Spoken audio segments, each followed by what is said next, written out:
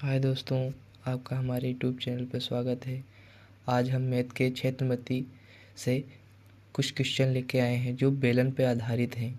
देख लीजिए, ये दो सवाल दिए हुए हैं, ये पहला है, ये दूसरा है।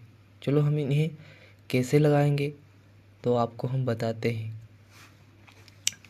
तो पहला क्वेश्चन करते हैं। यहाँ पे हम तो क्या बता रहा है, पहले हम सवाल को पढ़ते हैं। और यहाँ पे देखो, मैंने चित्र भी बनाया है, ये बेलन का चित्र है।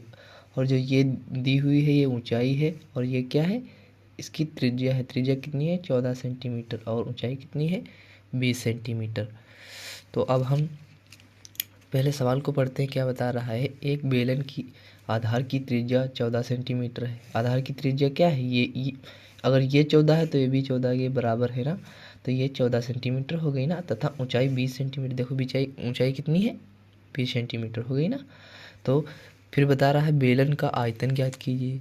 तो हमें बेलन का आयतन का सूत्र याद होना चाहिए। अगर आपको याद ना हो तो याद कर लेना। तो चलो चालू करते हैं। अब हम लिखते हैं बेलन का आयतन बराबर कितना होता है, क्या होता है, पाई आर स्क्वायर एच। तो इसी पे हम मान रख देते हैं। और यहाँ पे पाई का मान क्या यहाँ पे मैंने पहले ही लिख दिया है, 22/7। तो पाई का मान रखेंगे 22/7 गुणे, अगर आर ये स्क्वायर में है तो इसे हम 2 बार लिख सकते हैं ना। तो हम 2 बार लिखते हैं पहले, फिर इसको हम गुणा करते हैं। 22/7 22/7 गुणे कितनी दी हुई है त्रिज्या 14।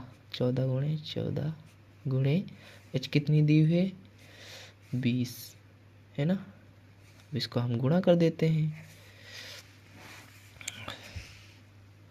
गुणा करेंगे अब हम, तो यहाँ पे कितना आएगा, पहले हम इसको काट देते हैं। 7 का नम 7, 7 दूना 14। तो इसको हम गुणा कराएंगे, 22 दूना 44 गुणे, इसको हम गुणा करेंगे 14 दूनी 28। तो कितना हो जाएगा, 280 है ना। अब इसका हम गुणा कराएंगे तो कितना आएगा, गुणा कराएंगे तो आएगा 12,320 सेंटीमीटर क्यूब। अगर हम ऐसे ही आंसर इसको लिख देंगे तो ये सवाल आपका सही नहीं जाएगा। हमें ये ज़रूर लिखना होगा, क्योंकि यहाँ पे आयतन की जब बात की करता है तो हम क्या करेंगे, सेंटीमीटर क्यूब लिखेंगे या घन सेंटीमीटर क्यूब लिखेंगे, है ना। ऐसे लिखेंगे तब आंसर सही जाएगा, ऐसे आंसर ये सही नहीं जाएगा। ये बात हमेशा ध्यान रखना। तो यही इसका आंसर हो जाएगा। चलो इसी प्रकार हम दूसरा सवाल करते हैं। नीचे दिया हुआ है,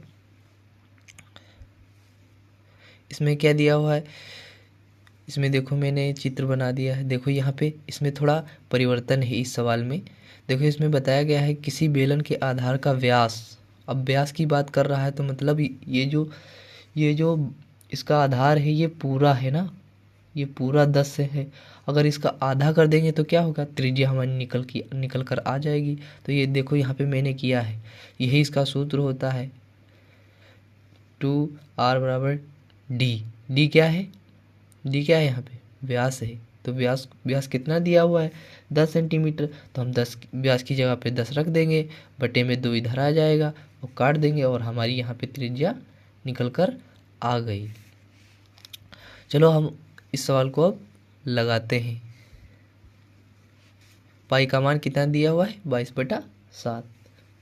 चलो अब हम लगाते हैं सवाल को। तो लिखते हैं बेलन का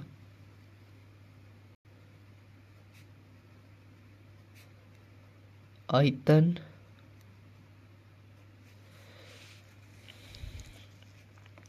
बराबर पाई आर स्क्वायर एच, है ना। पाई का मान 22/7 दिया हुआ है तो लिखेंगे हम 22/7। इसको हम तोड़ लेते हैं ना तो आसानी रहेगी। 22/7, आर कितना दिया हुआ है, 5। एच कितना दिया हुआ है, 8 सेंटीमीटर, है ना। तो इसको हम करते हैं तो इसको हम पहले गुणा कर लेते हैं। 22/7 गुणा 5 6 25 25 अट्ठे कितना होता है? 200 होता है ना। तो हम इसको गुणा करा लेंगे, पहले पूरे में बटे कर लेंगे। अब 22 को 200 से गुणा करेंगे तो कितना आएगा? 22 दूना 44, तो कितना आ जाएगा? 4400 आ जाएगा, है ना। 4400/7। अब इसको हम भाग देंगे तो कितना आएगा? भाग देने पर आएगा 628.57, है ना। इसका आंसर हो जाएगा। तो यहाँ पे हम क्या लिखेंगे? cm³ मतलब घन सेंटीमीटर क्यूब, तभी आंसर सही जाएगा, ऐसे सही नहीं जाएगा, ये बात ध्यान रखना। यही इसका आंसर हो जाएगा। आई होप आपको बहुत अच्छे तरीके से समझ में आया होगा, मैंने बहुत अच्छे तरीके से बताया है। देख लीजिए, अगर स्क्रीनशॉट लेना चाहें तो ले सकते हैं। थैंक यू, आज के लिए इतना ही, मिलते हैं अगले वीडियो में।